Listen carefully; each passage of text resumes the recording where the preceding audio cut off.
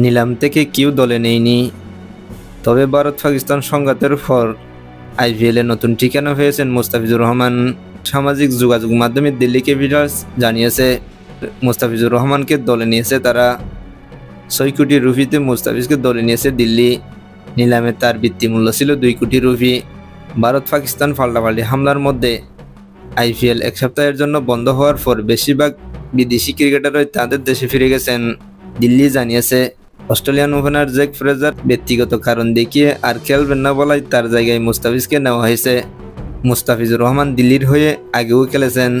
2022 ও 2023 সালে দিল্লির হয়ে মোট 9টি উইকেট নিয়েছিলেন মুস্তাফিজ।